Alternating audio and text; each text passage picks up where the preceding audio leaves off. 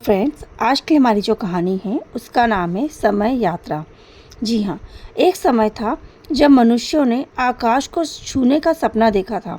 यह सपना धीरे धीरे रियल होता गया और मनुष्यों ने अंतरिक्ष में चरण रखा। धीरे धीरे अन्य ग्रहों पर उन्होंने कॉलोनियाँ बसाना शुरू कर दिया। इसी दौरान एक युवा वैज्ञानिक रोहन ने एक ऐसी खोज दी जिसने ब्रह्मांड की दिशा ही बदल दी। रोहन एक बहुत ही अच्छा साइंटिस्ट था। वह हमेशा कुछ न कुछ नया करने के लिए उत्सुक रहता था। दिन रात करके वह प्रयोग करता। एक दिन अचानक उसकी नज़र एक पुराने ग्रंथ पर पड़ी। उसमें समय यात्रा के बारे में बहुत कुछ लिखा था। रोहन उसमें लिखी हुई जानकारियों से बहुत इम्प्रेस हुआ। उसने धीरे धीरे इस पर रिसर्च करना शुरू किया।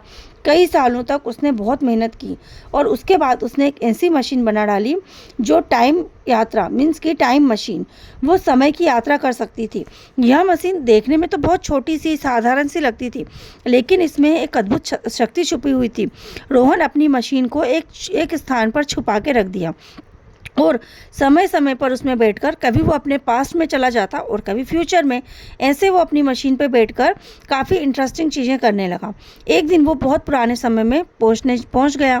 वहाँ उसने देखा कि पिरामिडों के समय में गया और उसने देखा कि प्राचीन लोगों ने किस तरह इतनी अच्छी अच्छी रचनाएं का निर्माण किया।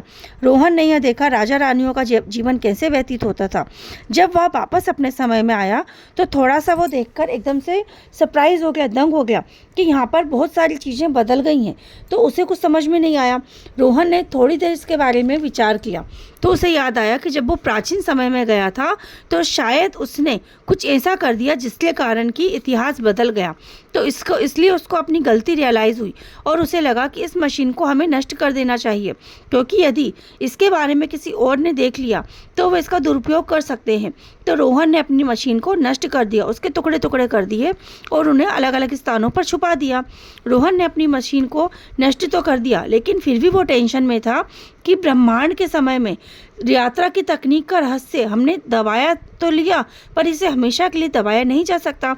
रोहन को पता था कि मशीन के जो भी अवशेष अभी उपस्थित हैं वे भविष्य में बड़ा खतरा बन सकते हैं। कुछ समय बाद रोहन को पता चला कि एक गुप्त समूह के वैज्ञानिकों ने उस मशीन के अवशेषों को खोज लिया है और वे उसे फिर से बनाने का प्रयत्न कर रहे हैं। यह समूह डॉक्टर ली के नेतृत्व में था। वह एक अत्यंत अच्छे और खतरनाक वैज्ञानिक थे। डॉक्टर ली का सपना था कि वे समय यात्रा की शक्ति का उपयोग करके इतिहास को बदल दें और ऐसा विश्व बनाए जो उनके कंट्रोल में हो। रोहन ने निश्चय किया कि उसे डॉक्टर ली को रोकना ही पड़ेगा। उसने अपने कुछ फ्रेंड्स के साथ मिलकर एक संगठन बनाया। इस संगठन का नाम टाइम गार्ड्स रखा और इस जो संगठन था उसका उद्देश्य था कि ब्रह्मांड के समय की यात्रा की तकनीक को सुरक्षित करना है और इसका दुरुपयोग उन्हें रोकना है। रोहन उसकी टीम एक डॉक्टर ली का ठिकाना पता लगाया और उन्होंने देखा कि वो एक बहुत ज़्यादा दूर एक द्वीप पर स्थित था। जब उन्हें पता चला कि डॉक्टर ली ने यहाँ पर एक बहुत अच्छा एक लैब बना हुआ है, इस लैब में वह समय यात्रा की मशीन भी रखी हुई है।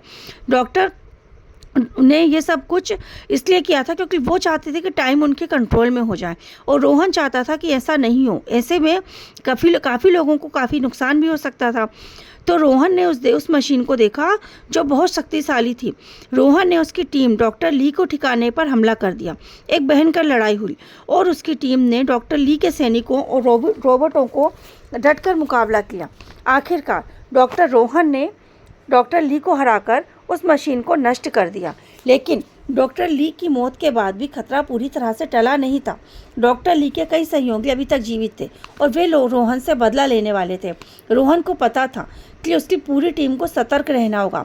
टाइम गार्ड्स ने ब्रह्मांड के वैज्ञानिकों के कोने कोने में समय यात्रा की तकनीकी तलाश प्रारंभ कर दी। उन्हें कई बार खतरनाक परिस्थितियों का सामना करना पड़ा, लेकिन उन्होंने कभी हार नहीं मानी।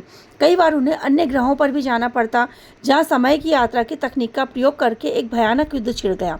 रोहन और उसकी टीम ने इस युद्ध को रोकने में अपनी जान जोखिम में डाल दी।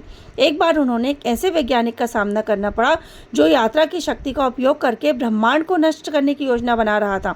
रोहन ने उस वैज्ञानिक को समझाने का बहुत प्रयत्न किया, किंतु हर बार उसे नई नई चुनौतियों का सामना करना पड़ा। कई वर्ष बीत गए। रोहन बूढ़ा हो गया, लेकिन अभी भी टाइम गार्ड्स का नेता वह जानता था कि समय की यात्रा बहुत बड़ी जिम्मेदारी है, इसे बहुत ही जिम्मेदारी से उपयोग किया जाना चाहिए। रोहन जानता था आने वाली पीढ़ी के लिए समय की यात्रा शक्ति का उपयोग अच्छे कार्यों के लिए करें, इसलिए उसने अपनी सारी जिंदगी समय यात्रा मशीन का दुरुपयोग ना हो यह खोज करने में लगा दिया। तो यह थी समय यात्रा की कहानी। राधे राधे।